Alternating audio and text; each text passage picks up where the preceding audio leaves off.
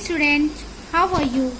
आज हम आपको बताने जा रहे हैं कंप्यूटर्स की क्लास 6 स्टैंडर्ड की बुक वाव कंप्यूबाइट्स का एक चैप्टर जिसका नाम है introduction to HTML। Introduction to HTML के बारे में बताएंगे।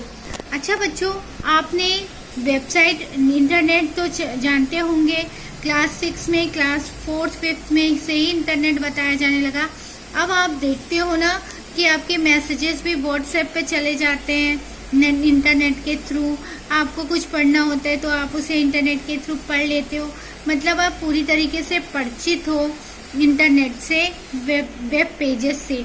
तो वेब पेज यानी जो भी आप ब्राउज़र में देखते हो, जो पेज पढ़ते हो गूगल में, वो क्या कहलाते हैं? वेब पेज कहलाते हैं।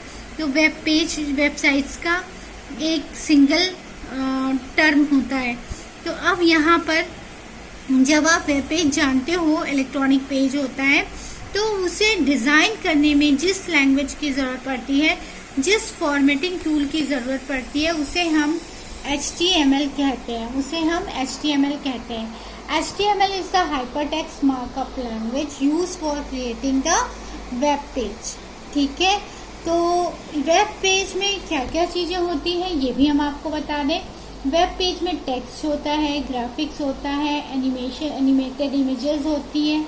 वो अट्रैक्टिव मैनर में आपके पेज पर होती हैं, जिसे आप HTML की हेल्प से क्रिएट करते हो।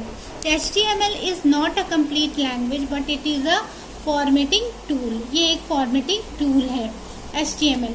अब आते हैं HTML का इन्वेंशन कब हुआ, और साथ ही साथ हम ये देखेंगे, बताएंगे आपको कि HTML का प्रोग्राम कहाँ लिखा जाता है और उसे सेव किस तरह करके और कहाँ पे उसे देखा जाता है।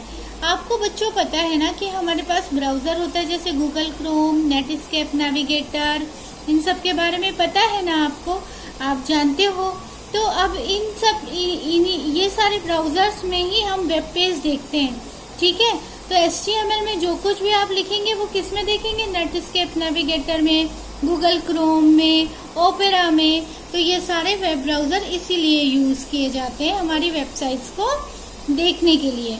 तो अब आते हैं, बात करते हैं कि HTML की हिस्ट्री क्या है। HTML की हिस्ट्री जानने से पहले हम ये भी जान लेंगे कि HTML का प्रोग्राम लिखा कहाँ जाता है।